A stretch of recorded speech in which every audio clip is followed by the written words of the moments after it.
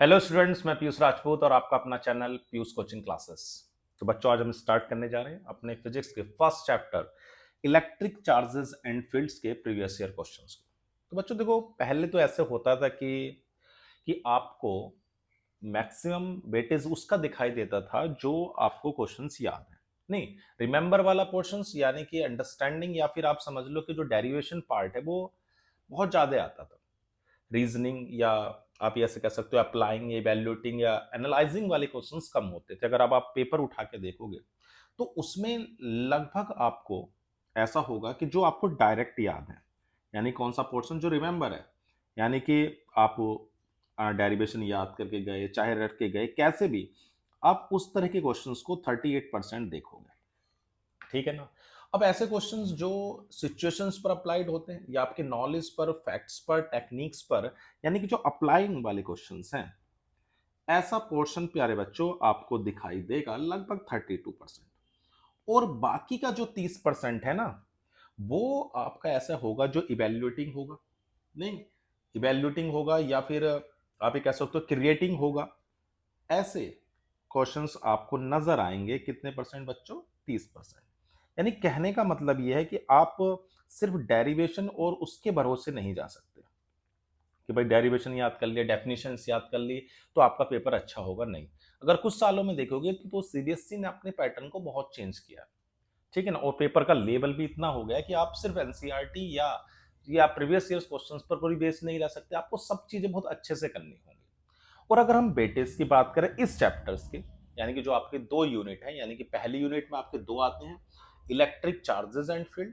और प्यारे बच्चों, दूसरा चैप्टर आपका है पोटेंशियल कैपेसिटेंस का। और जो दूसरी यूनिट है यानी कि करंट इलेक्ट्रिसिटी, अगर इनके वेटेज को देखें तो दोनों यूनिट प्यारे बच्चों मिलके फर्स्ट और सेकंड, अगर आप इन दोनों यूनिट की बात करें तो ये 16 मार्क्स का पूरा वेटेज है। यानी कि जो हमारी लड़ाई है वो 16 मार्क्स की है। मैं फिर से बता दूं, मेहनत करनी पड़ेगी आपको, हर प्रीवियस ईयर्स के क्वेश्चंस को बहुत बारीकी से करना पड़ेगा। पूरे आप डेरिवेशंस या डेफिनेशंस या सिंपल न्यूमेरिकल के ऊपर नहीं जा सकते पेपर देने। ठीक है ना बच्चों, चलो तो हम शुरुआत करते हैं और मैं कोशिश करूंगा कि हर डेरिवेशंस को आपको बहुत अच्छे से बताया जाए, न्यूमेरिकल को और कॉन्सेप्ट को, ताकि आप समझे और अच्छे से पेपर करके आए। तो पहले क्वेश्चंस की ओर बढ़ रहे हैं। कह रहा है negatively charge object X is repelled by another charge object Y. ठीक है बच्चों, यानी कि हमारे पास एक ऑब्जेक्ट है एक्स है जो निगेटिवली चार्ज है। ठीक है भाई, इस पर निगेटिव चार्ज हो गया। और एक दूसरा इसके पड़ोस में ऑब्जेक्ट है जो क्या है, वाई है, और ये एक दूसरे को रिपेल करते हैं। ठीक है भाई, देखो कोई रिपेल कर रहा है यानी कि लड़ाई कर रहा है, तो इसका मतलब क्या है, वो दोनों एक ही नेचर के रहे होंगे, यानी कि लाइक चार्जेस हैं। तो हम कह सकते हैं जो बारे बच्चों की जो वाई है वो हमारा नेगेटिव है। ठीक, ओके। अब कह रहा है however an object Z is attracted to object Y. ठीक है भाई, अब जो वाई है वो जेड को अट्रैक्ट कर रहा है, तो आपसे पूछा गया है which of the following the most possibility for the Z Y. देखो बच्चों, अगर कोई किसी को अट्रैक्ट कर रहा है, यानी कि जो वाई है वो आपका जेड को अट्रैक्ट कर रहा है इसको, यानी कि इन दोनों के बीच में एक अट्रैक्शन फोर्स है, ऐसा आपके क्वेश्चंस ने कहा है। ठीक है भाई, अब अट्रैक्शन है तो अट्रैक्शन कब होगा? अट्रैक्शन सिर्फ तभी हो सकता है जब या तो जेड पॉजिटिवली चार्ज हो। सिंपल सी बात है कि जेड कैसा होना चाहिए? पॉजिटिव, क्योंकि निगेटिव ही पॉजिटिव को अपनी ओर खींचेगा, यानी कि पॉजिटिवली चार्ज हो। चलो भाई, या बच्चों ऐसे भी तो हो सकता है ना कि ये जो वाई है वो उस जेड पर एक पॉजिटिव चार्ज इंड्यूस कर दे, यानी कि न्यूट्रल पर कैसा कर दे, इंडक्शन से अपोजिट चार्ज। तो हाँ, तो ये न्यूट्रल भी हो सकता है। तो ये जो बाई है वो दो तरीके से इसको अट्रैक्ट कर पा रहा है, या तो वो जेड पॉजिटिवली चार्ज हो या जेड न्यूट्रल हो, क्योंकि न्यूट्रल होगा तो वाई उस पर इंड्यूस कर देगा अपोजिट चार्ज, तो भी अट्रैक्शन हो जाएगा, या उस पर पॉजिटिव चार्ज होगा तो भी उसमें अट्रैक्शन होगा। तो मैं क्या कह सकता हूं? मैं ये कह सकता हूं कि जेड या तो न्यूट्रल है या पॉजिटिवली चार्ज है, इन दोनों में से कुछ भी हो सकता है। बात क्लियर है, हाँ या ना? तो इस हिसाब से तो ऑप्शन हमारा कौन सा हुआ प्यारे बच्चों?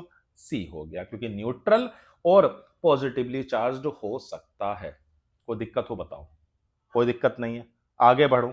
चलो भाई, एक एक चीज मैं आपको समझाऊंगा Carrying an experiment, 3 microscopic latex sphere are sprayed into chamber and become charged with charges +3, +5e or -3 respectively. All the 3 spheres came in contact simultaneously for a moment and got separated.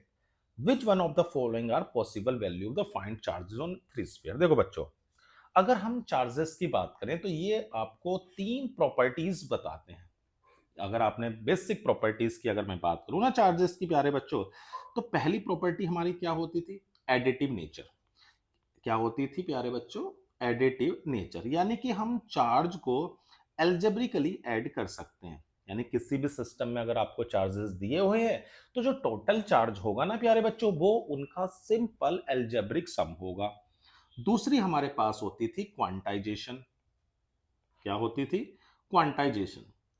Quantization क्या कहता था? तो प्यारे बच्चों, quantization कहता था कि जो भी चार्ज आपका होगा is an इंट्रिकल multiple of E. Clear है इतनी बात?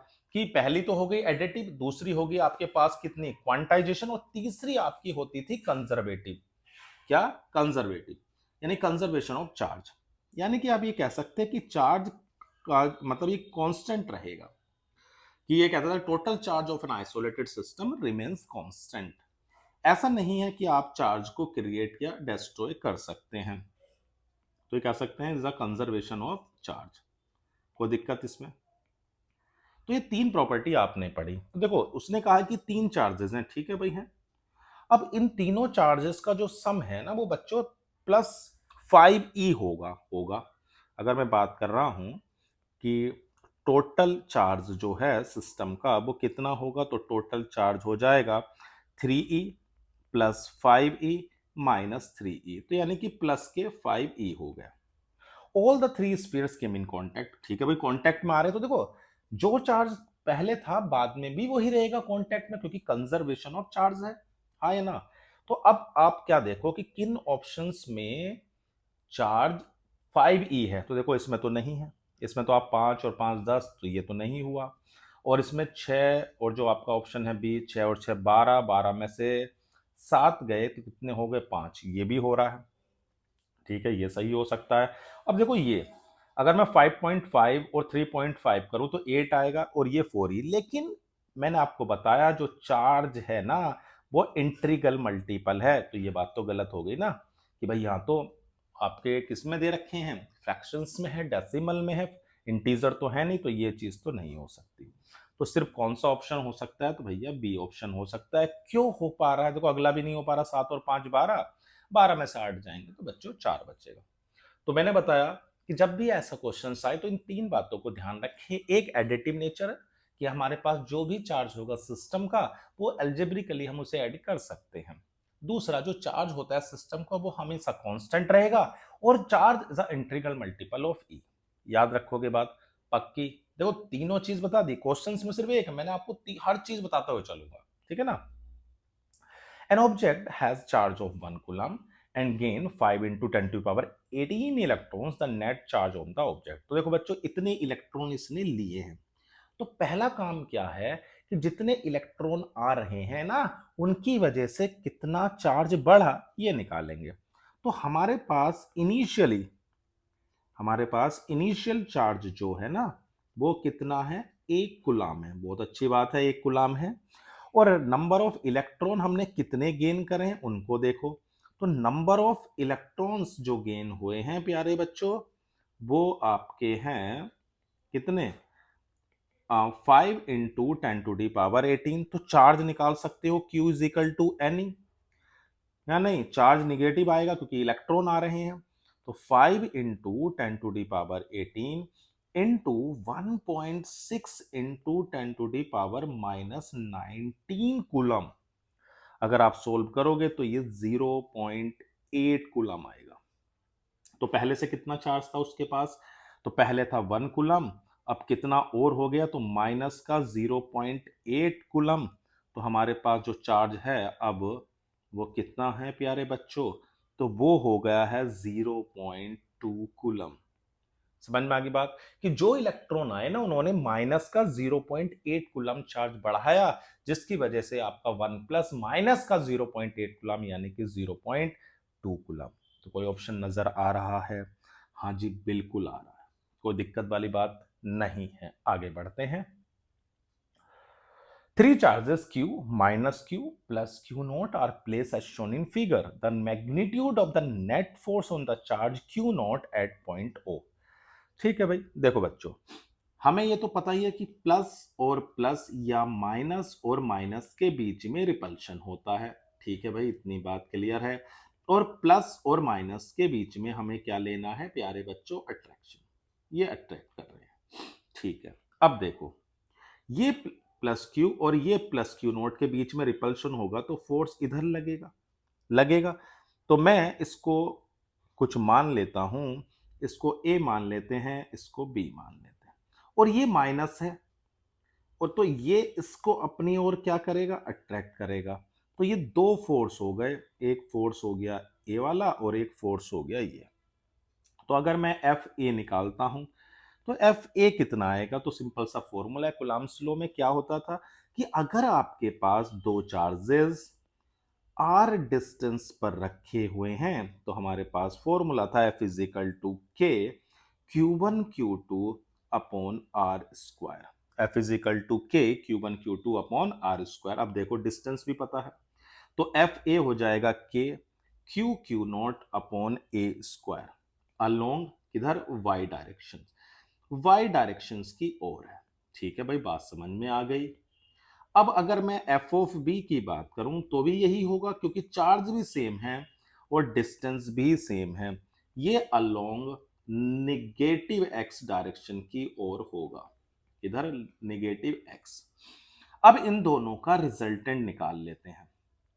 चलो भाई, तो एफ इज इक्वल टू हो जाएगा अंडर रूट एफ ए का स्क्वायर प्लस एफ बी का स्क्वायर। ठीक है, तो हमारे पास कितना है? के Q not upon A square plus के Q not upon A square का होल स्क्वायर। तो सोल्व करोगे तो √2 टाइम्स आ जाएगा ये आपका। अब बच्चों ऑप्शन तो आपको दिखाई दे रहा है, कौन सा वाला ऑप्शन है?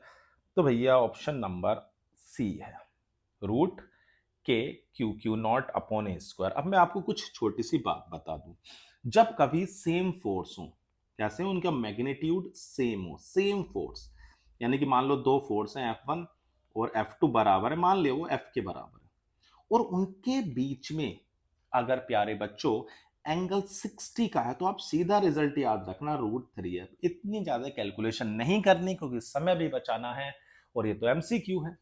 और अगर 90 होगा तो आप सीधा उसे लिखोगे √2f, और अगर 90 ओ कितना होगा? 180। चलो भाई, अगर 100 पहले 120 की बात कर लेते हैं तो f होगा, और 180 होगा तो 0 होगा। आप सीधा यूज करेंगे। देखो यहाँ 90 था इन दोनों के बीच में एंगल, ये 90 है नहीं है, तो आप डायरेक्ट √2 टाइम्स भी लिख सकते थे, इतना सारा हमारा टाइम बच जाता। याद रखोगे इस बात को? पक्का? क्लियर है? चलो, four objects W, X, Y, and Z, each with charges plus Q, are held fixed at 4 points of a square of side D as shown in figure. Object S and Z are on the midpoint of the side of the square. The electrostatic force exerted by object W on object X is F, then the magnitude of force exerted by the object W on Z. ठीक है भाई, हमें दिया हुआ है कि W x पर जो फोर्स लगा रहा है वो एफ है। ओके, हमारे पास सबके चार्ज दिए हुए हैं, तो अगर मैं फोर्स निकालना चाह रहा हूं किस पर? कि force on x by W is F, ये दिया हुआ है। तो एफ इज इक्वल टू क्या होगा? के Q1 Q2, दोनों Q हैं। और डिस्टेंस की अगर बात करें, ये डी डिस्टेंस है, तो ये जो डिस्टेंस होगी ना प्यारे बच्चों, ये तो D/2 होगी। तो आप लिख सकते हो D/2 का स्क्वायर। तो ये हो जाएगा आपके पास 4KQ² अपॉन D² हो गया। चलो भाई, अब हमें निकालना है force on Z due to W, तो उसके लिए हमें डिस्टेंस चाहिए होगी या नहीं? ये वाली डिस्टेंस। अब इसे कैसे निकाल लोगे? तो पाइथागोरस से निकाल लो। भैया ये d है, ये वाली d/2 है, तो ये पाइथागोरस से आ जाएगी d² और d²+4, तो 4 और 1 5, d²/4 का रूट, तो ये आ जाएगी √5 d/2। अब अगर मैं फोर्स निकालता हूं, चलो F डैश, तो कितना आएगा? फोर्स ऑन Z निकाल रहे हैं, तो Q अपॉन डिस्टेंस है √5 d/2 का होल स्क्वायर, तो ये आ जाएगा 4k² अपॉन 5 d²। और जो ये वैल्यू आपके पास आई है ना, ये वाली, ये तो आपको पता ही है पहले से ही क्या है, F है, ठीक है ना। तो मैं इसकी जगह पर F रख दूंगा, तो F डैश आ जाएगा F/5। कोई दिक्कत? तो पहले हमने क्या किया, सबसे पहले हमने एक्स पर फोर्स निकाला W की वजह से, और फिर हमने Z पर फोर्स निकाला W की वजह से। तो कौन सा ऑप्शन है? तो ऑप्शन नंबर हो गया प्यारे बच्चों F/5। कोई दिक्कत तो नहीं है? हो तो देखो बता दो। क्लियर है इतनी बात? चलो आगे बढ़ते हैं। Two identical conducting balls A and B, ठीक है, have charges -q and +3q respectively. They are brought in contact with each other and then separated by a distance apart. Find the nature of Coulomb force between them. देखो दोनों को अगर हम, अच्छा final charge की बात करें, चलो पहले फाइनल चार्ज देख लेते हैं। तो final charge on each ball कितना हो जाएगा? Final charge on each ball ये हो जाएगा -q +3q /2, यानी कि q आ जाएगा। यानी कि दोनों पर जो है वो सेम नेचर का चार्ज है, तो इसका मतलब उसमें क्या होगा? रिपल्शन होगा। ठीक है भाई, क्या होगा? कुलाम्बिक फोर्स कैसा होगा? कुलाम्ब फोर्स रिपल्सिव होगा। तो कह सकते हैं कुलम्ब फोर्स इज रिपल्सिव। क्यों होगा रिपल्सिव? क्योंकि दोनों पर चार्ज की जो नेचर है वो सेम है, तो सेम नेचर की वजह से रिपल्शन हो रहा है। कोई दिक्कत तो नहीं है? पक्का? चलो भाई। Two equals ball having equal positive charge q coulombs are suspended by two insulating strings of equal length, ठीक है। What would be the effect on the force when plastic sheet is inserted between the two? ठीक है भाई, देखो बच्चों, आपके पास दो ball है, एक मान लो ये है आपके पास जिस पर चार्ज q है, और दूसरी है आपके पास इस पर भी चार्ज q है, और इनके बीच का सेपरेशन मैंने मान लिया r। तो फोर्स कितना होगा प्यारे बच्चों? तो F = हो जाएगा हमारे पास कितना, Q² अपॉन 4πε0r², ये होगा। अब उसने क्या कहा है कि इसके बीच में हमने एक प्लास्टिक सीट रख दी। क्या रख दी? Plastic sheet. तो देखो प्लास्टिक सीट रखने पर जो फोर्स होगा ना वो हो जाएगा Q² अपॉन 4πε0k के हमारा क्या है? डाइलेक्ट्रिक कांस्टेंट है। देखो बच्चों, अगर मैं इन दोनों को देखूं तो F डैश जो होता है ना वो हो जाएगा F अपॉन के, हाँ या ना? अब अगर ध्यान से देखें तो जो K है वो 1 से बड़ा होता है, किसके लिए? इंसुलेटर्स के लिए। इंसुलेटर्स के लिए K की वैल्यू 1 से बड़ी है, हाँ या ना? अब K 1 से बड़ा है तो हम ये कह सकते हैं जो फोर्स होगा वो रिड्यूस हो जाएगा, hence the force is reduce. क्योंकि K डिनोमिनेटर में आ रहा है, तो ये ध्यान रखोगे जब भी हम दो चार्जेस के बीच में कोई भी इंसुलेटिंग मीडियम को रखते हैं तो उसकी वजह से उनके बीच में लगने वाला फोर्स कम हो जाता है, और कितने टाइम्स? जितना उसका डाइलेक्ट्रिक कांस्टेंट है। बात समझ में आ रही है? पक्का? आगे बढ़े, चलो भाई। तो प्यारे बच्चों, क्वेश्चन नंबर 8 क्या कह रहा है कि two identical point charges Q each are kept 2 meter apart in air. A third point charge capital Q of unknown magnitude and sign is placed on the line joining the charges such that the system remains in equilibrium. Find the position and nature. देखो बच्चों, दो चीजों को आप ध्यान में रखोगे कि अगर दोनों चार्ज या तो प्लस हैं, ठीक है, या दोनों चार्ज अगर माइनस हैं, तो इस केस में जब भी आपको ये कंडीशंस निकालनी हो कि उस पर टोटल फोर्स जीरो होगा या इलेक्ट्रिक फील्ड जीरो होगा, तो आप तीसरे चार्ज को उन दोनों के बीच में कहीं पर भी रख सकते हो। ठीक है, इतनी बात। तीसरे को, लेकिन अगर वो ऐसा कह रहा है कि एक प्लस है और एक माइनस है, एक प्लस है और एक माइनस चार्ज है, तो इस कंडीशन में जो आप तीसरा चार्ज रखोगे ना प्यारे बच्चों, वो बाहर रखोगे और छोटे वाले के पास रखोगे। आप बाहर रखोगे और छोटे वाले के पास, जैसे मान लो Q1 मैग्नीट्यूड में छोटा है Q2 से, तो आप छोटे वाले के पास उस तीसरे चार्ज को रखोगे। बात समझ में आ गई? अगर दोनों प्लस हैं या दोनों माइनस हैं तो आप बीच में कहीं भी रख दो, आपको कंडीशंस मिल जाएगी जिस पर नेट फोर्स जीरो हो। लेकिन अगर एक प्लस और एक माइनस है तो आपको बाहर रखना पड़ेगा और छोटे वाले के पास। लेकिन यहां पर तो हमारे दोनों चार्ज कैसे हैं? सेम है। ठीक है भाई, तो रख देते हैं। ये ले लेते हैं हमारे पास एक चार्ज हो गया Q। ठीक है, किस पर? प्लस Q चार्ज है A पॉइंट पर, एक दूसरा प्लस Q चार्ज है B पॉइंट पर। अब हमें तीसरे चार्ज को रखना है, तो ठीक है, मैंने बीच में एक पॉइंट ले लिया O, वहां पर एक हमने चार्ज को रख दिया, इससे x डिस्टेंस पर रख दिया। टोटल डिस्टेंस हमारे पास 2 है, तो ये वाली जो बची हुई डिस्टेंस हो जाएगी प्यारे बच्चों, ये हो जाएगी 2 माइनस एक्स। ठीक, अब फोर्स निकाल लेते हैं। इस वाले की वजह से फोर्स निकालते हैं और इस वाले की वजह से, दोनों की वजह से फोर्स निकालते हैं। तो हमारे पास जो फोर्स होगा, यानी कि एक को F1 नाम दे देते हैं, दूसरे को F2। ठीक है ना, F1 और F2। तो F1 की वैल्यू क्या होगी? के Q Q upon x square, और दूसरे चार्ज की वजह से हो जाएगा के Q Q upon 2 minus x का स्क्वायर। तो ये तो कैंसिल हो गया, तो x इज इक्वल टू आ गया 2 माइनस एक्स, और 2x इज इक्वल टू हो गया 2, तो x की वैल्यू हो गई 1। ठीक है, तो यानी कि इनके ठीक मिड में अगर आप रखोगे तो वहां पर टोटल फोर्स 0 होगा।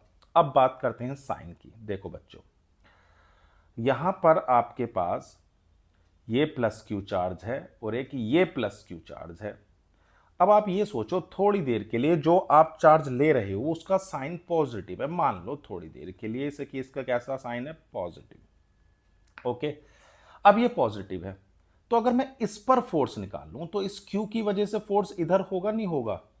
ठीक, और इसकी वजह से भी फोर्स इधर होगा, कि भाई दोनों ही पॉजिटिव पॉजिटिव है तो रिपल्शन होगा। क्या इन दोनों का सम कभी 0 हो सकता है? तो बिल्कुल नहीं हो सकता। तो अगर मैं अब इसको नेगेटिव लेता हूं, किसको? इस वाले चार्ज को नेगेटिव, Q को। ठीक है, Q को मैंने मान लिया नेगेटिव। अब देखो, इस वाले स्मॉल Q की वजह से इस वाले और इसकी वजह में तो रिपल्शन होगा, तो इधर फोर्स होगा। लेकिन ये तो नेगेटिव है और ये पॉजिटिव है, तो इसकी वजह से अट्रैक्शन होगा। हाँ, अब इन दोनों की वजह से जो फोर्स है वो 0 हो सकता है, लेकिन दोनों एक ही डायरेक्शन में तो 0 नहीं है। तो हमारे पास जो Q है वो कैसा होगा? यानी कि Q is a negative charge. ठीक है ना, नेगेटिव होगा। तो बात क्लियर है, यहां तक कोई दिक्कत वाली बात नहीं। कि जब भी आपको बच्चों देखना है कि भाई दो चार्जेस के बीच में तीसरे चार्ज को कहां रखें कि वो सिस्टम इक्विलिब्रियम में हो, तो उस पर नेट फोर्स 0 जब होगा, जब दोनों का सेम साइन है, तो बीच में कहीं रख दो। लेकिन अगर एक प्लस और एक माइनस है तो प्यारे बच्चों आपको बाहर रखना पड़ेगा और छोटे वाले के पास। बात क्लियर हो गई? पक्का? बढ़े आगे, कर दोगे ऐसे क्वेश्चन? चलो भाई, क्वेश्चन नंबर 9 क्या कह रहा है? असर्शन रीजन है। ठीक है भाई, कह रहा है negative charge is an electric field moves along the direction of electric field. देखो बच्चों, आपके पास जो निगेटिव चार्ज है उस पर जो फोर्स लगता है, देखो F इज इक्वल टू हमारे पास होता है F is equal to minus K Q into E, क्योंकि हमारे पास निगेटिव चार्ज है, तो निगेटिव चार्ज पर जो फोर्स लगेगा वो इलेक्ट्रिक फील्ड के अपोजिट लगेगा। क्या? इलेक्ट्रिक फील्ड के अपोजिट। तो उसने क्या कहा कि negative charge in electric field moves along the direction of electric field. ये गलत है, क्योंकि फोर्स इलेक्ट्रिक फील्ड के अपोजिट है। उन्हें negative charge force act in the direction of electric field, ये भी गलत है। यानी असर्शन और रीजन दोनों के दोनों गलत हैं, यानी कि ऑप्शन डी। क्यों? क्योंकि जो फोर्स होगा ना प्यारे बच्चों, नेगेटिव चार्ज पर इलेक्ट्रिक फील्ड के अपोजिट लगता है। याद रहेगी बात? पक्का? चलो भाई, A particle of charge 2 microcoulomb and mass 1.6 gram is moving with a velocity, ठीक है भाई, at time t is equal to 0, the particle enter in a region and having an electric field 80 I cap plus 60 j cap, find the velocity of the particle at t is equal to 5 second।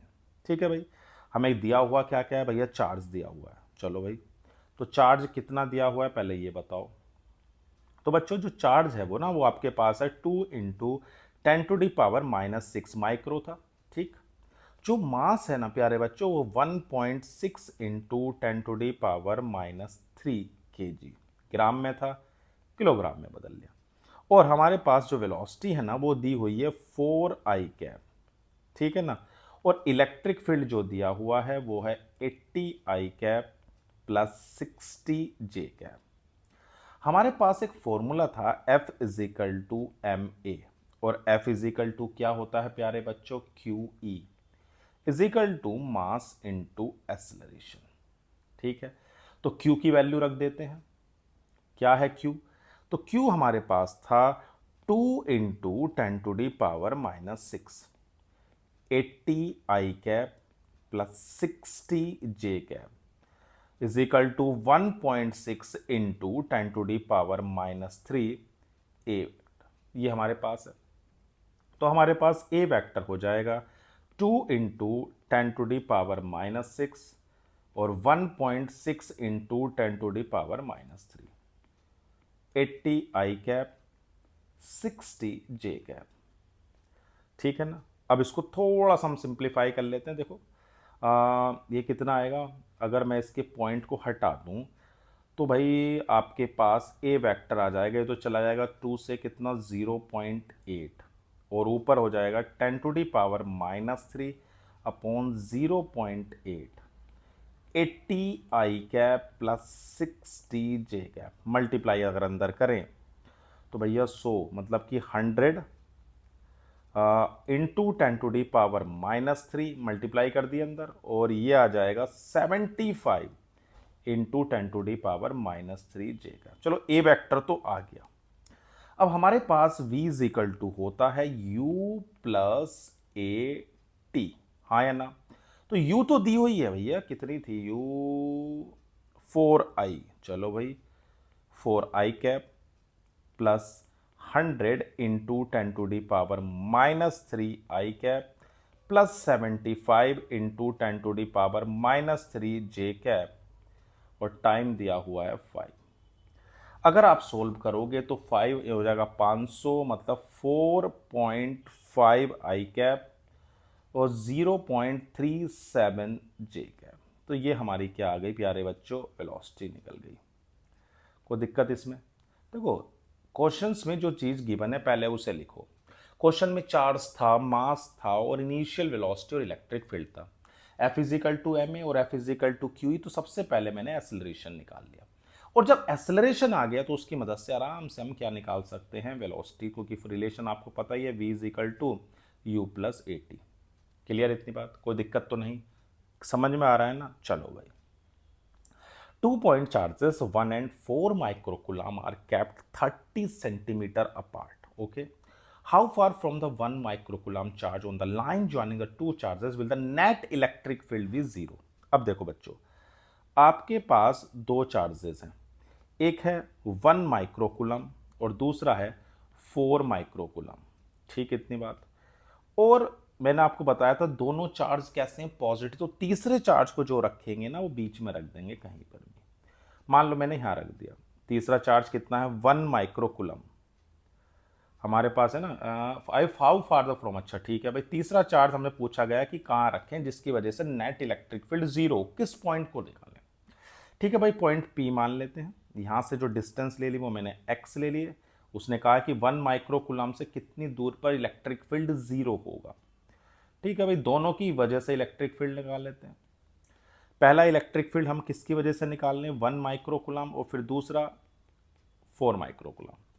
तो formula क्या है प्यारे बच्चों, E is equal to होता है के Q upon R square, या आप लिख सकते हो Q upon 4 pi epsilon naught R square. तो पहले इसकी वजह से कितना आएगा, 1 × 10⁻⁻⁶ 4 pi epsilon not x square, दूसरे की वजह से 4 इंटू 10⁻⁻6 और 4 pi epsilon not 30 minus x का स्क्वायर।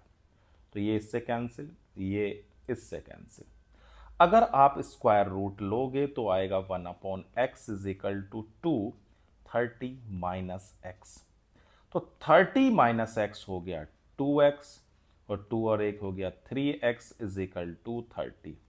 तो हमारे पास जो x आ गया वो आ गया 10 सेंटीमीटर। तो 1 माइक्रोकुलम से 10 सेंटीमीटर पर एक ऐसा पॉइंट होगा प्यारे बच्चों जहां पर इलेक्ट्रिक फील्ड की वैल्यू 0 होगी। कोई दिक्कत तो नहीं है? क्लियर है? क्वेश्चन में कोई दिक्कत? देखो फॉर्मूला याद रखो, इलेक्ट्रिक फील्ड का फॉर्मूला है KQ/r² या Q/4πε0r²। क्लियर? बढ़े आगे, चलो भाई। कह रहा है a thin circular ring of radius small r is charged uniformly so that its linear charge density becomes lambda. Okay, drive an expression for the electric field at a point P at a distance x from it along the axis of the ring. Hence, prove that at large distance the ring behave as a point charge. Okay, तो आपके पास एक circular ring है, uniformly charged है। चलो भाई, तो पहले हम एक रिंग ले लेते हैं। ये आपके पास एक रिंग हो गई। चलो, ये आपके पास एक सर्कुलर रिंग है, ठीक है ना। अब इस सर्कुलर रिंग पर इसके सेंटर से x डिस्टेंस पर हमारे पास पॉइंट ले लेते हैं, ये P। और इसकी जो रेडियस है वो हमें कितनी दी हुई है प्यारे बच्चों? रेडियस हमारे पास है स्मॉल r, ठीक है। आपके पास यूनिफॉर्मली चार्ज्ड है, मान लेते हैं कि पॉजिटिवली चार्ज्ड है, और इसका जो हमारे पास लैम्डा क्या है? इसकी लीनियर चार्ज डेंसिटी। ठीक है भाई, पॉजिटिवली चार्ज एक रिंग है जिसकी चार्ज डेंसिटी कितनी है? लैम्डा है, ठीक है। इसकी वजह से हमें इलेक्ट्रिक फील्ड निकालना है, ठीक है भाई। यहाँ छोटा सा एक एलिमेंट लिया, बहुत चुन्नू सा एक छोटा सा एलिमेंट लिया। इस एलिमेंट की जो लेंथ है ना वो प्यारे बच्चों मैंने dl ले ली। अब पॉजिटिव चार्ज है तो इलेक्ट्रिक फील्ड तो अबे होगा, तो मैंने इसकी वजह से इलेक्ट्रिक फील्ड निकाल दिया, ठीक। ये इलेक्ट्रिक फील्ड हो गया इस डायरेक्शंस में।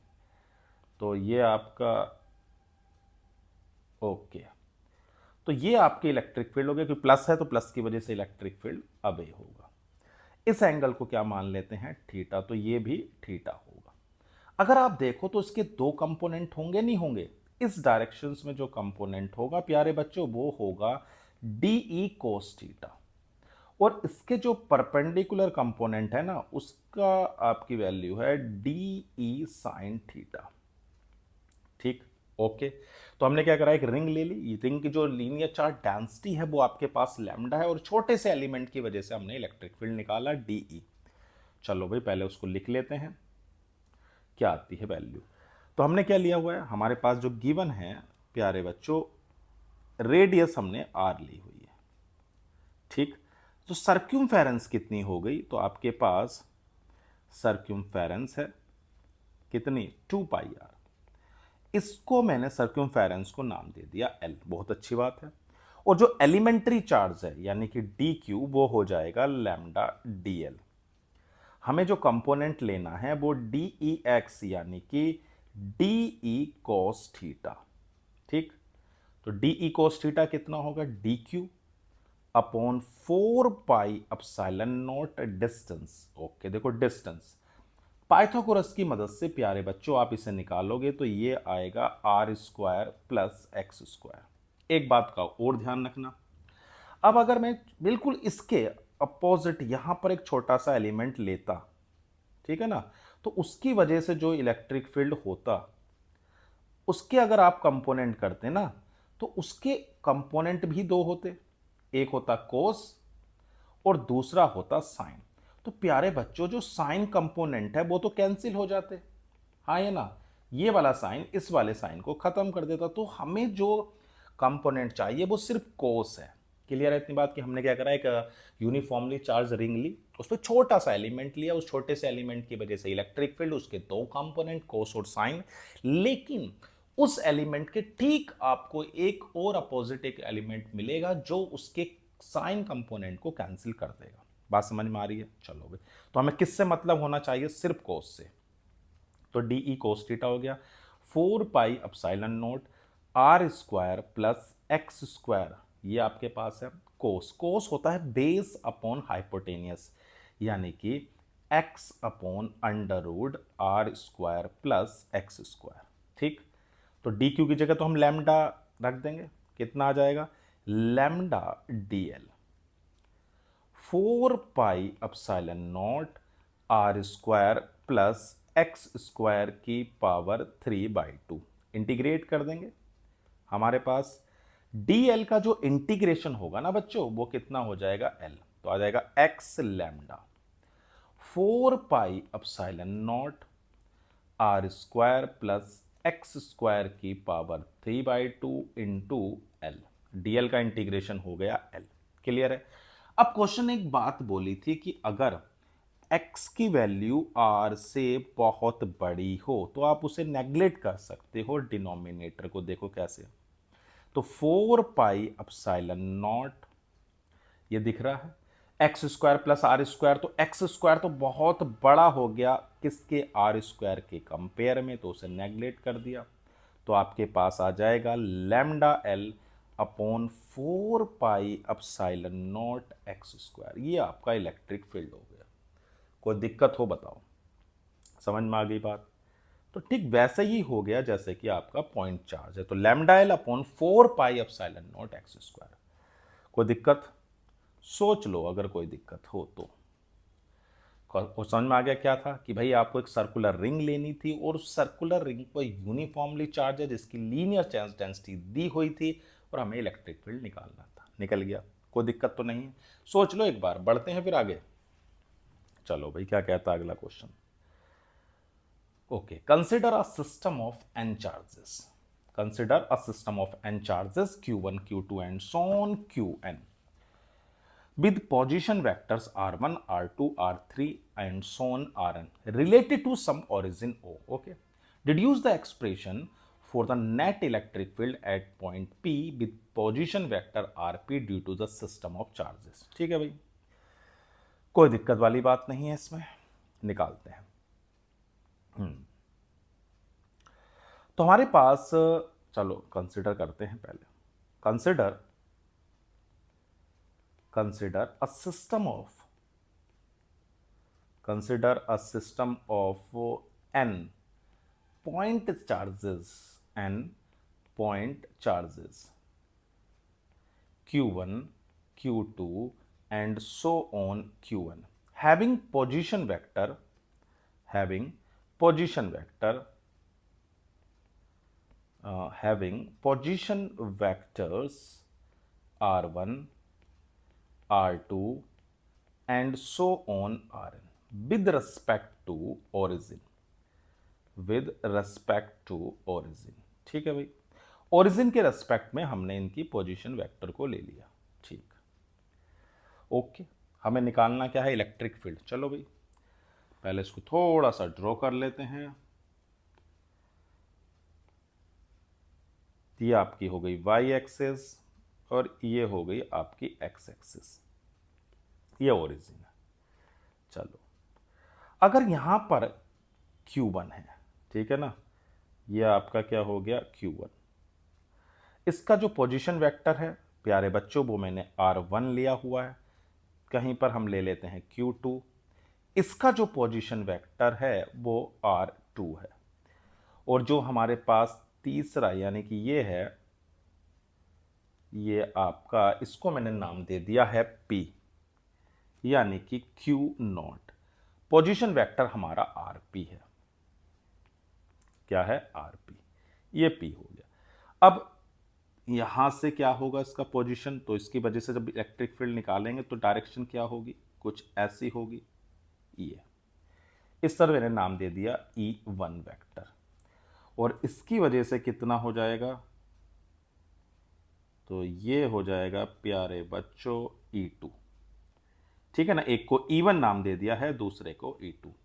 और जब आप इन दोनों का रिजल्टेंट कहीं देखोगे तो भैया वो कहाँ होगा, तो उनका रिजल्टेंट ये होगा।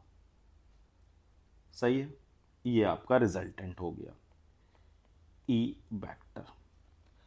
अब पहले इलेक्ट्रिक फील्ड लिख लेते हैं, चलो पहले फोर्स लिख लेते हैं। According to Coulomb's law, according to Coulomb's law सभी को याद होगा प्यारे बच्चों। According to Coulomb's law, the force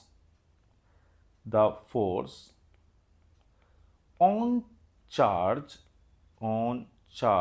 q naught due to q1, according to Coulomb's law the force on charge q naught due to q1 is, तो force हो जाएगा आपके पास कितना, q1 q naught upon 4 pi epsilon not r1p का square into r1p cap. देखो बच्चों, जब कभी भी आपको स्केलर क्वांटिटी को, मतलब कि जैसे कि फोर्स है, उसका आपको मैग्नीट्यूड पता है, तो आपको वेक्टर में अगर बदलना है तो आप जिस डायरेक्शंस में फोर्स है उसके यूनिट वेक्टर से मल्टीप्लाई कर दो, तो आपको क्या मिल जाएगा, वेक्टर फॉर्म।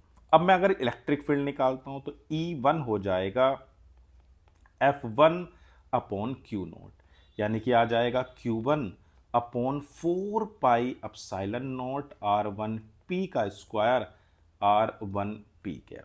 ऐसे सिमिलरली आप E2 भी निकाल सकते हैं, तो 1 upon 4 pi epsilon not Q2 upon r2p का स्क्वायर और r2p कैप। ठीक है, अब आपको याद होगी प्रिंसिपल ऑफ सुपरपोजिशन। ठीक है ना, चलो फिर भी मैं आपको याद दिला देता हूं, क्या थी कि according to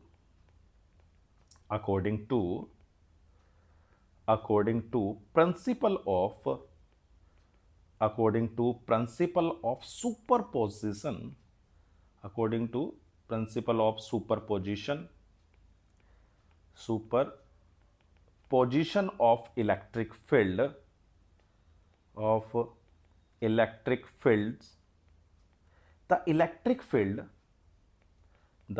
electric field at any point due to a group of charges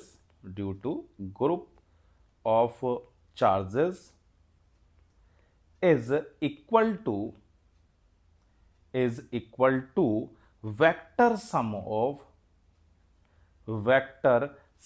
of electric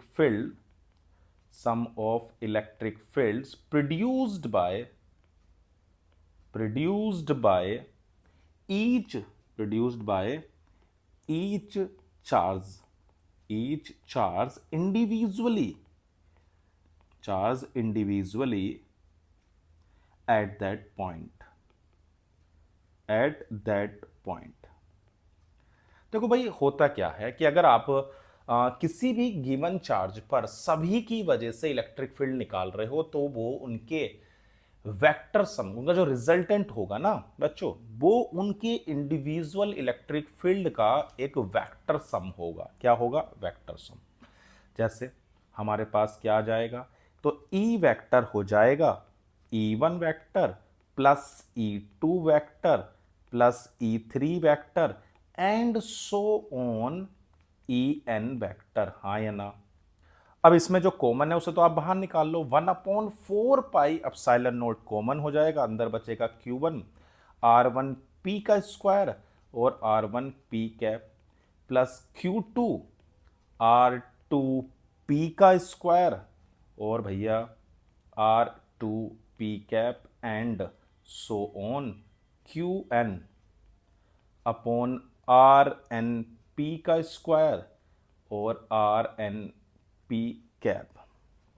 ठीक है भाई, आप इसको लिख सकते हो E vector is equal to 1 upon 4 pi epsilon naught summation कितना हो जाएगा, i is equal to 1 to n Qi r i p का स्क्वायर और RIP का कैप, ये हो गया। क्लियर है इतनी बात? कोई दिक्कत हो बताओ। तो करा क्या है हमने, उस इंडिविजुअल चार्जेस की वजह से इलेक्ट्रिक फील्ड निकाला और फिर उनका हमने वेक्टर सम कर दिया। तो प्यारे बच्चों हमें क्या मिल गया?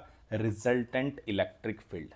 कोई दिक्कत है? नहीं है। सोच लो एक बार, वरना तो बढ़ते हैं आगे। चलो भाई, इसमें तो कोई दिक्कत होनी भी नहीं चाहिए, आसान है बिल्कुल। क्या कह रहा है अगला question? Draw the pattern of electric field lines when a point charge minus q is kept near a uncharged conducting plate। ठीक है भाई, पहले हम एक अनचार्ज कंडक्टिंग प्लेट बना लेते हैं। ठीक है, ओके, ये आपकी एक कैसी हो गई? प्लेट हो गई। चलो भाई, अब इसके पास में आपने एक माइनस क्यू चार्ज को रख दिया। ये रहा भैया माइनस क्यू चार्ज।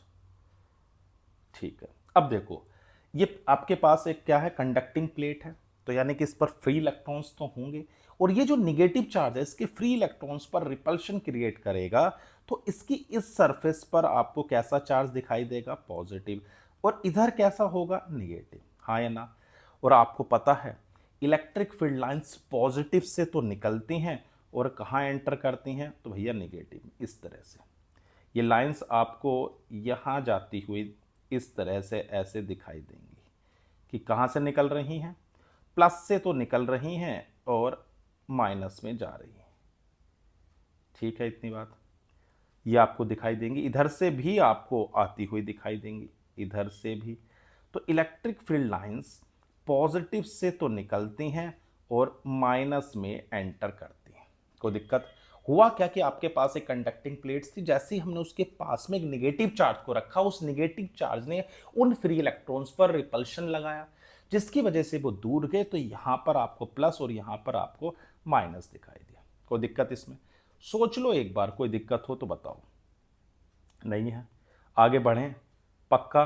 चलो भाई, draw the pattern of electric field lines when A point charge plus Q is kept near A अनचार्ज conducting plate. Okay, इस बार प्लस क्यू चार्ज है। ठीक है भाई, देखते हैं तो क्या कहती है प्लस क्यू चार्ज की कहानी। तो बच्चों आपके पास पॉजिटिव चार्ज है। ठीक है भाई, रख देते हैं, ये हो गया प्लस। तो प्लस क्या करेगा?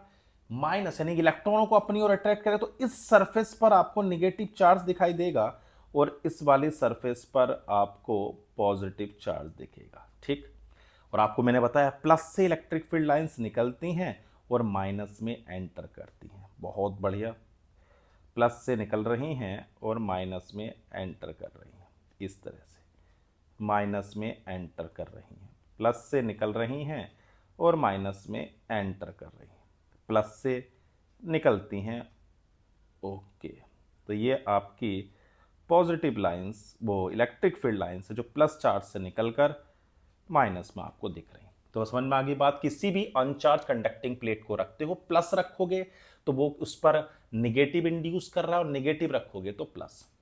बस और क्या ध्यान रखना है कि लाइंस प्लस से निकल रही हैं और निगेटिव में एंटर कर रही हैं। और इसमें उल्टा था, प्लस से देखो बाहर यहां था तो यहां पर आपको जाती हुई दिखाई दे रही थी सभी लाइंस, ये इस तरह से, ये निगेटिव तो और यहां से आती हुई दिखाई दे रही। समझ में आ गई दोनों क्वेश्चंस? पक्का? चलो भाई, why do electrostatic field lines not form close loops? देखो बच्चों, मैंने आपको बताया कि जो इलेक्ट्रिक फील्ड लाइंस होती हैं वो पॉजिटिव चार्ज से निकलती हैं और इन्फिनिटी पर जाकर मिलती हैं। अगर आइसोलेटेड चार्ज है तो इस तरह से आपको जाती हुई दिखेंगी प्लस से ये। ठीक है, और कहां पर टर्मिनेट हो रही हैं प्यारे बच्चों? ये इन्फिनिटी पर, इन्फिनिटी पर जाके ये टर्मिनेट होती हैं। ठीक, और अगर कोई निगेटिव होता तो उसमें एंड कर रही होती और कहां से आ रही होती? तो भैया ये आ रही होती हैं आपकी इन्फिनिटी से। तो इन्फिनिटी से आ रही हैं कहां पर? निगेटिव पर। और पॉजिटिव से जा रही हैं कहां पर? इन्फिनिटी पर। अब बात होती है कि क्लोज लूप क्यों नहीं बनाती। देखो, electrostatic field lines close loop नहीं बनाती क्योंकि ये कंजर्वेटिव नेचर्स की है। कैसी हैं? Conservative nature. ठीक है ना?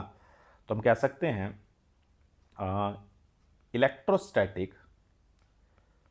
electrostatic filled lines, electrostatic filled lines do not form closed loop, do not form closed loops due to conservative nature of electric field, conservative nature of electric field.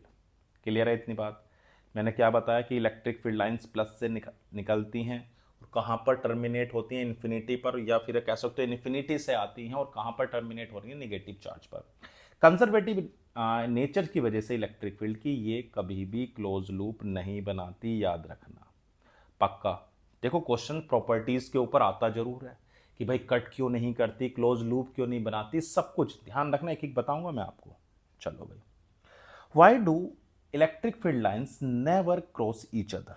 ठीक है भाई, देखो भाई क्यों नहीं कट कर रही हैं? अगर देखो इलेक्ट्रिक फील्ड लाइंस ये है, अब इलेक्ट्रिक फील्ड लाइंस के किसी भी पॉइंट पर अगर आप टेंजेंट को ड्रॉ करते हो ये, तो प्यारे बच्चों ये आपको इलेक्ट्रिक फील्ड की डायरेक्शन देती है।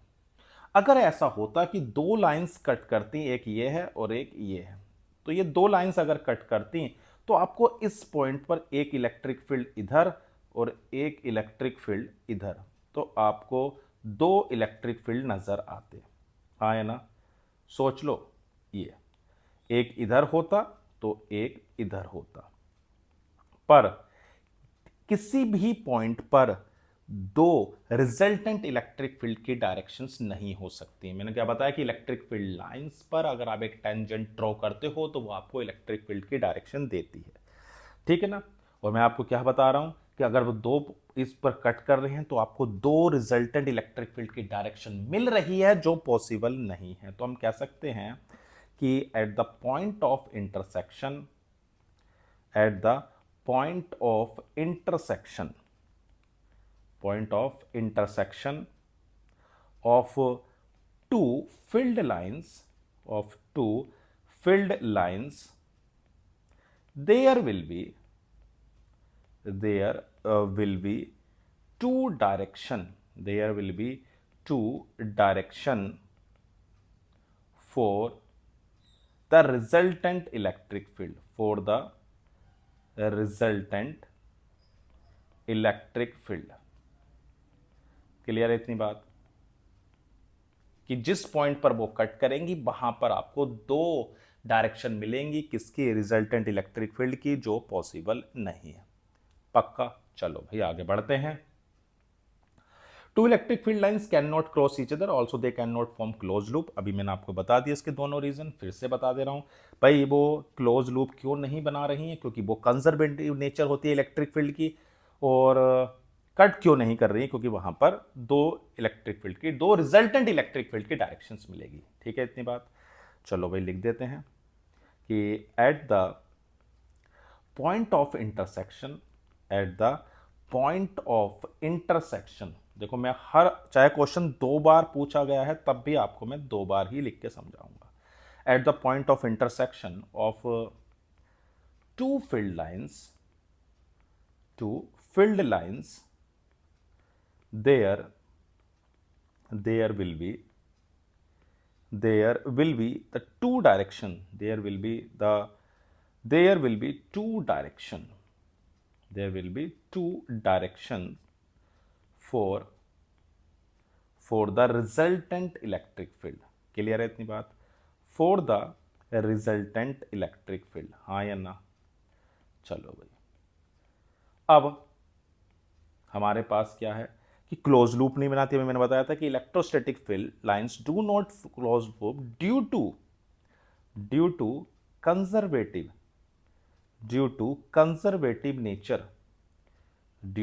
Conservative nature of electric field. इसकी वजह से वो इलेक्ट्रिक फील्ड क्लोज लूप नहीं बनाती। क्लियर है इतनी बात? तो हमारे पास दो बातें आ गई, एक जो कंजर्वेटिव नेचर है और दूसरा कि भाई वो कट करेंगी तो वहां पर आपको दो इलेक्ट्रिक फील्ड की डायरेक्शंस दिखाई देंगी। चलो भाई आगे बढ़ें। Okay, a point charge plus Q is capped in the vicinity of अनचार्ज conducting plates, sketch the electric field lines between the charge end plate. ठीक है भाई, आसान है।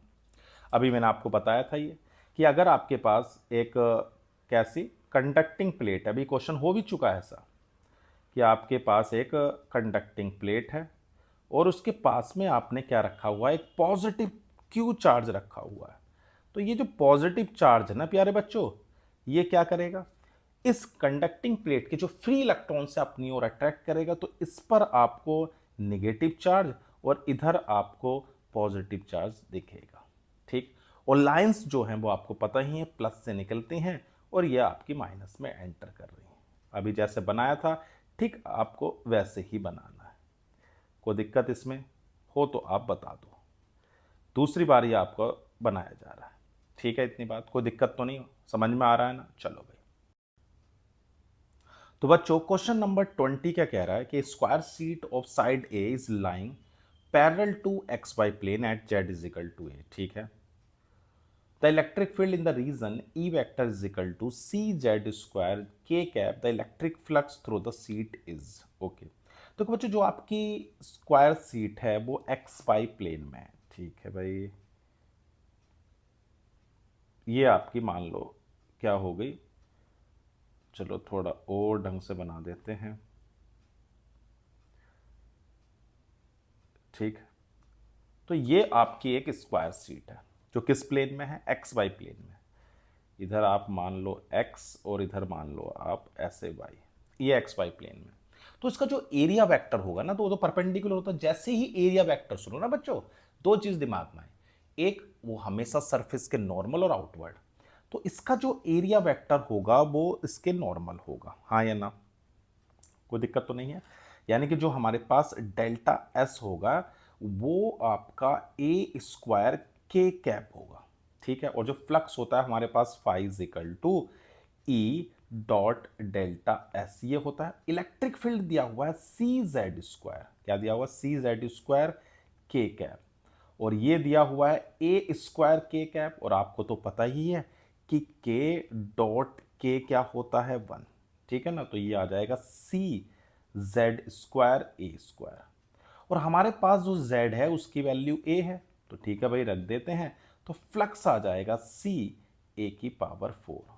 क्लियर होगी, हमने जेड की जगह क्या पुट कर दिया, ए, तो सी ए की पावर 4। ऑप्शन नजर आ रहा है, हाँ जी, कोई दिक्कत तो नहीं। तो हमारे पास एक स्क्वायर था जो किस में दिया हुआ था, एक एक्स वाई प्लेन में। तो इसके नॉर्मल की अगर बात करूंगा तो प्यारे बच्चों इसका तो नॉर्मल जेड में ही आएगा। तो इसका जो नॉर्मल वेक्टर हुआ ना वो किधर हो गया, जेड एक्सिस में, यानी कि ए स्क्वायर के कैप, ये हमारा एरिया वेक्टर हो गया। और फ्लक्स होता है phi is equal to E dot delta S, E हमें पता है C Z square K cap, और एरिया वेक्टर हमें पता है, और जेड हमें दिया ही हुआ था, हमने उसमें पुट कर दिया। कोई दिक्कत तो नहीं है, आगे बढ़े, चलो भाई। ओके, क्या कह रहा है, electric field along the x-axis is given by E vector is equal to 100 I cap Newton per coulomb for x is equal greater than 0 and minus 100 I cap for x is less than 0. A right circular cylinder of length 20 centimeter and radius 5 centimeter lie parallel to the x-axis with its center at the origin. One face at x is equal to plus 10, other face as at is equal to minus 10. Okay. Calculate the net outward flux through the cylinder. ठीक है बच्चों, तो पहले हम एक cylinder draw करते हैं। ठीक है, इतनी बात कि आपके पास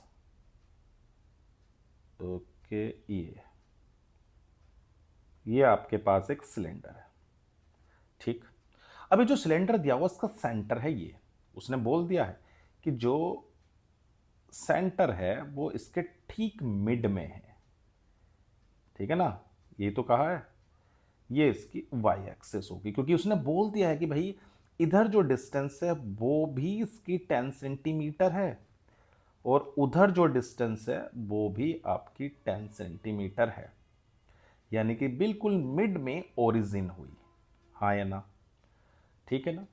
अब इधर का जो इलेक्ट्रिक फील्ड है वो इस डायरेक्शन में दिया हुआ है, ई वेक्टर आपके पास है 100 आई कैप, और इस डायरेक्शन में दूसरा इलेक्ट्रिक फील्ड दिया हुआ है E vector is equal to 100 I cap, ये आपको ये दिया हुआ है, दोनों डायरेक्शंस के इलेक्ट्रिक फील्ड हो गए। ओके, अब आप देखो एरिया वेक्टर, अगर मैं एरिया वेक्टर की बात करूं तो एरिया वेक्टर इधर होगा आपका डेल्टा एस और इधर होगा आपका डेल्टा एस, ठीक है ना, ये आपका एरिया वेक्टर हो। अब हमें फ्लक्स निकालना है। तीन वैसे हमारे पास सरफेस है, इसे अगर मैं 1 मान लूं, इसको मैं 2 मान लूं और एक ये वाली सरफेस हो गई 3, जो वैसे हमारे कोई काम की नहीं है। तो जो हमारी लेफ्ट फेस है और जो हमारी राइट है और हमारे एक सर्कुलर है, या उसे आप बोल सकते हो क्या, कर्व्ड सरफेस। क्लियर है इतनी बात? तो अगर मैं 1, 2 और 3 की बात करता हूं, सबसे पहले मैं 1 के लिए फ्लक्स लिखता हूं, इसके लिए फ्लक्स, ठीक है ना, यानी कि फ्लक्स फ्लक्स थ्रू राइट। तो बच्चों जब भी आप फ्लक्स निकालो तो सबसे पहले ये देखो कि इलेक्ट्रिक फील्ड की डायरेक्शंस क्या है और उसके एरिया वेक्टर की। तो आपको अगर दोनों की डायरेक्शंस पता है, वो वेक्टर फॉर्म में है, तो आप सीधा फॉर्मूला लगा दो, phi is equal to E into delta S. हाँ या ना? नहीं, कोई दिक्कत तो नहीं है। तो flux through right circular surface, इसकी वजह से पहले मैं निकाल रहा हूं, तो कितना होगा, तो फाई 1 हो जाएगा ई इंटू डेल्टा एस। चलो भाई इसको निकाल लेते हैं।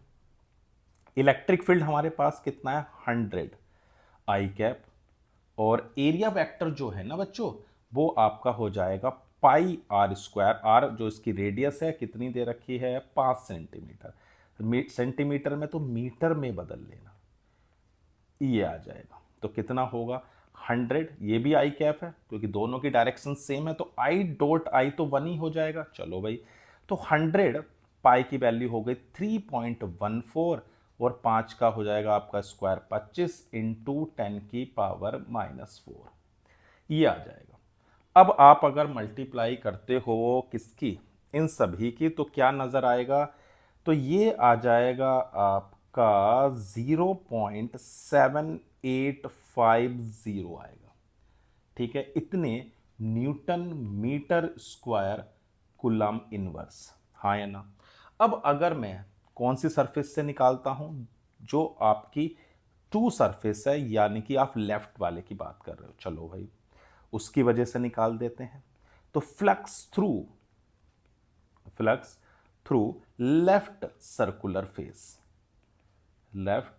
सर्कुलर सरफेस लिख दो, तो कितना आएगा, ये हो जाएगा phi 2 is equal to E delta S. तो इलेक्ट्रिक फील्ड तो हमारा -100 आई कैप है, और एरिया हमारा पाई, ये भी माइनस का आई कैप होगा, पाई 5 इंटू 10⁻⁻² का स्क्वायर माइनस आई कैप। तो ये आएगा आपका 100 इंटू 3.14 इंटू 5 का स्क्वायर हो गया 25 इंटू 10⁻⁻4। तो अगर आप इसको भी सोल्व करोगे तो ये कितना आएगा, यही आएगा 7850 Newton metre square per coulomb, ठीक है। अब दोनों को ऐड कर दो, क्योंकि देखो तीसरी सरफेस तो हमारे काम की इसलिए नहीं है क्योंकि उसका फ्लक्स 0 है। क्यों 0 है, इसलिए 0 है क्योंकि 90 डिग्री का एंगल बन रहा है। अगर मैं flux through the curved surface की बात करता हूं प्यारे बच्चों, तो देखो अगर आप कर्व्ड सरफेस को देखो तो एरिया वेक्टर परपेंडिकुलर होगा किसके, इलेक्ट्रिक फील्ड के। तो ई डेल्टा एस जो होगा वो 0 हो जाएगा, क्योंकि कर्व्ड सरफेस के इलेक्ट्रिक फील्ड क्या है, परपेंडिकुलर है। चलो भाई, अब फ्लक्स की बात करें तो phi is equal to phi 1 plus phi 2 plus phi 3, तो 0.78 कितना था हमारे पास, 0.785 प्लस 0.7850, तो ये आ जाएगा आपका 1.57 Newton metre square per coulomb, ये आ गया। देख लो कोई दिक्कत हो तो। देखो हमने करा क्या, हमारे पास एक सिलेंडर था जिसकी ओरिजिन बिल्कुल इसके मिड में थी, ठीक है ना, बिल्कुल मिड में। इसके अगर राइट पोर्शन की बात करें तो इलेक्ट्रिक फील्ड 100 आई कैप था, और लेफ्ट की बात करें तो भैया -100 था। एरिया वेक्टर मेंशन करे और तीनों सरफेस की वजह से फ्लक्स निकाला और टोटल इलेक्ट्रिक फ्लक्स निकाल दिया। कोई दिक्कत हो तो बताओ। चलो भाई आगे बढ़ते हैं। Define the term electric flux, right it's SI unit. Okay, देखो इलेक्ट्रिक फ्लक्स क्या है, ये बताता है कि कितनी number of electric field lines किसी सरफेस के नॉर्मली पास करती हैं, उसे बोलते हैं इलेक्ट्रिक फ्लक्स। तो क्या है इलेक्ट्रिक फ्लक्स, कि किसी भी सरफेस के, किसके लिख सकते हैं हम, the electric flux, the electric flux, electric flux through a given area, electric flux through a given area, given area held inside, held inside an electric field, inside an electric field, inside an electric field is the measure, is the measure of total number of, measure total number of electric, number of electric field lines, electric field lines passing, electric field lines passing normally, passing normally through that area, कि उस area के normally कितनी number of electric field lines pass कर रही हैं, हम उसको बोल रहे हैं इलेक्ट्रिक फ्लक्स। ऐसा यूनिट की देखो अगर बात करें तो यूनिट आपको क्लियर है इसकी, newton metre square per coulomb, newton metre square per coulomb. Clear है इतनी बात। अब यह कह रहा है what is the flux due to the electric field through a square of side 10 centimetre when it is normal to electric field. ठीक है भाई, देखो बच्चों आपके पास एक स्क्वायर शीट है, ऐसे समझ लो, ये आपकी एक स्क्वायर शीट मान लो, ठीक है ना। चलो भाई, और इसका जो एरिया वेक्टर ये किस में रखी, देखो इलेक्ट्रिक फील्ड की डायरेक्शंस ये है, इलेक्ट्रिक फील्ड आपको मेंशन है कि कितना है 3 इंटू 10⁻³ आई कैप, इतने न्यूटन पर कूलम है। और इसका जो एरिया वेक्टर होगा वो भी तो इधर ही होगा, दोनों इधर ही है, एरिया वेक्टर भी इधर ही है और इलेक्ट्रिक फील्ड भी इधर है, क्योंकि उसने बोला है ना कि जो सरफेस है वो इलेक्ट्रिक फील्ड के नॉर्मल है। क्लियर है ना। और तुम्हें पता है कि एरिया वेक्टर भी सरफेस के क्या होता है, नॉर्मल, तो दोनों सेम डायरेक्शन में होए ना होए, तो हमारे पास डेल्टा एस क्या हो गया प्यारे बच्चों, साइड दे रखी है 10 सेंटीमीटर यानी 0.1 मीटर, तो एरिया होगा 10⁻⁻² आई कैप। अब आप फाई हमारे पास हो जाएगा E डॉट डेल्टा एस, यानी कि 3 इंटू 10⁻³ आई कैप और 10⁻⁻² आई कैप। ठीक, इसमें कोई दिक्कत, तो ये क्या आ जाएगा 3 इंटू 10⁻⁻1 यानी कि 30 Newton metre square per coulomb. Clear है इतनी बात कि भाई हमारे पास एक स्क्वायर क्या नाम सरफेस मान सकते हो जो इलेक्ट्रिक फील्ड के नॉर्मल है, तो कह सकते हैं कि उसका एरिया वेक्टर भी उसी डायरेक्शंस में होगा जिस डायरेक्शंस में इलेक्ट्रिक फील्ड है। पक्का। चलो भाई आगे बढ़ते हैं, क्या कहता है। तो बच्चों क्वेश्चन नंबर 23 क्या कह रहा है, given a uniform electric field E 5 into 10⁻³ I cap newton per coulomb, find the flux of this field through a square of 10 centimetre on side whose plane is parallel to yz plane. What would be the flux through the same square if the plane makes a 30° angle with the x-axis? ठीक है बच्चों, दिया हुआ क्या है, हमें electric field given है, कितना है 5 इंटू 10⁻³ आई कैप। ठीक, इतनी बात। And find the flux of this square, side given है, ए इज इक्वल टू आपके पास है 10 सेंटीमीटर यानी कि 0.1 मीटर, तो एरिया कितना हो जाएगा ए स्क्वायर 10⁻⁻² मीटर स्क्वायर। पहले केस क्या है कि वो बाई जेड प्लेन के पैरेलल है। ठीक है भाई, एक्सिस दिखा देते हैं अभी। चलो भाई, ये आपकी जेड हो गई, ये एक्स हो गई और ये वाई हो गई। चलो अपनी स्क्वायर साइड बना देते हैं, ये हो गया स्क्वायर। ठीक है, अब देखो इलेक्ट्रिक फील्ड इस डायरेक्शंस में है और एरिया भी इसी डायरेक्शंस में होगा, इलेक्ट्रिक फील्ड की डायरेक्शन भी यही है और एरिया वेक्टर की डायरेक्शंस भी यही है, हाँ या ना। इसमें तो कोई दिक्कत नहीं। अगर कोई वाइजेड प्लेन में है तो उसका जो नॉर्मल होगा वो तो एक्स में ही होगा ना। तो अगर मैं इसका एरिया निकालता हूँ, वो आपके पास, इसे हटा दो अभी, हाँ, तो आपके पास फाई इजिकल टू हो जाएगा ई इंटू डेल्टा एस, हाँ या ना। इलेक्ट्रिक फील्ड है हमारे पास 5 × 10⁻³ और एरिया आपके पास है 10⁻⁻² तो आई डॉट आई क्या होता है प्यारे बच्चों, 1। इसमें तो कोई दिक्कत ही नहीं। तो ये आ जाएगा 50 Nm² पर कूलम। अब क्या कह रहा है ये, अब इसने बोला कि what would be the flux through the same square if the plane makes a 30 degree angle with the x axis. Case number 2 की ओर आते हैं। चलो भाई, केस नंबर 2, ये अपनी एक्सिस हो जाती हैं, ये x हो गई, ये y हो गई और ये z हो गई।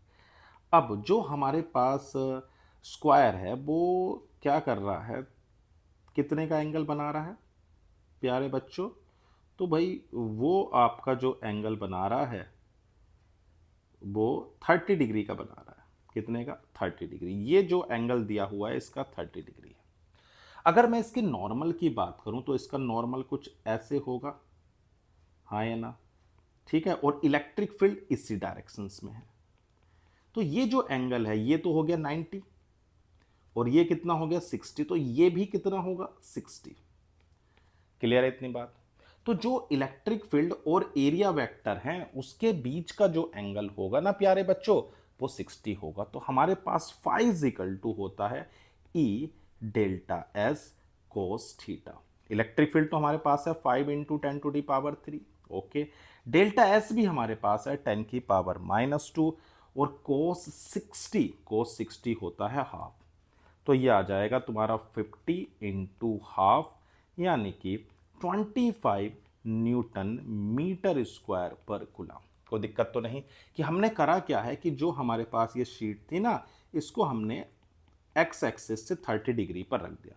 तो परपेंडिकुलर हो रहा है एरिया वेक्टर, ये एंगल हमारे पास 90 है, 30 और तो ये 60 तो होगा और इसको भी आप निकाल सकते हैं ऑल्टरनेट, हमारे पास 60 आ गया। क्लियर है इतनी बात, दोनों को दिक्कत तो नहीं है ना इसमें। चलो भाई, an electric dipole consisting of charge plus q and minus q separated by a distance l, okay, and is in stable equilibrium in uniform electric field, the electrostatic potential energy of the dipole। देखो बच्चों, कोई भी जो dipole है वो stable कब होता है, तब होता है जब थीटा की वैल्यू 0 हो यानी कि सबसे कम एनर्जी हो। अगर आप देखो तो U इज इक्वल टू आपने फॉर्मूला पढ़ा था माइनस के P डॉट ई, हाँ या ना, यानी कि U is equal to minus के पी ई कोस थीटा। जब भी एनर्जी मिनिमम होगी तो वो स्टेबल इक्विलिब्रियम में होगा यानी कि थीटा इज इक्वल टू 0 पर।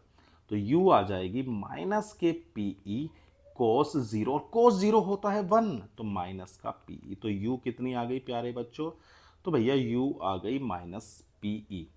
और आपके पास P इजिकल टू क्या होता था, तो P इजिकल टू होता था आपके पास, देखो डिस्टेंस हमें दी हुई है, उसने बोला है कि जो सेपरेटेड है आपकी जो डिस्टेंस है वो कितनी दी हुई है, डिस्टेंस L।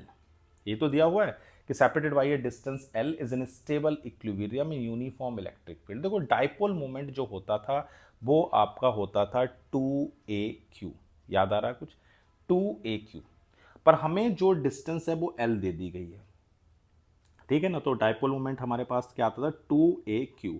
जो 2A है ना बच्चों वही L है, वही क्या है L। तो आपके पास हो जाएगा कितना Q इंटू L, तो इस P की वैल्यू को यहाँ रख दो तो आपके पास आंसर होगा QLE, वो भी माइनस के, तो ये ऑप्शन हो गया। कोई दिक्कत तो नहीं है, माइनस के QLE, क्योंकि उसकी जो डिस्टेंस है उन्होंने मेंशन कर दी है कितनी है, L है। चलो भाई आगे बढ़े, चलो भाई। Torque acting on electric dipole place in electric field is maximum when the, देखो टॉर्क का जो एक्सप्रेशन है ना बच्चों वो है आपके पास P क्रॉस E, हाँ या ना, P क्रॉस E यानी कि PE साइन थीटा। और टॉर्क मैक्सिमम तभी होगा बच्चों जब थीटा की वैल्यू 90 हो, कितनी हो 90, तो टॉर्क मैक्सिमम होगा। टॉर्क मैक्स हो गया पीई, क्योंकि साइन की मैक्सिमम वैल्यू 1 होती है और वो भी कब होती है, जब थीटा की वैल्यू 90 हो। दिक्कत तो नहीं है, क्लियर होगी बात। चलो भाई बढ़ते हैं आगे।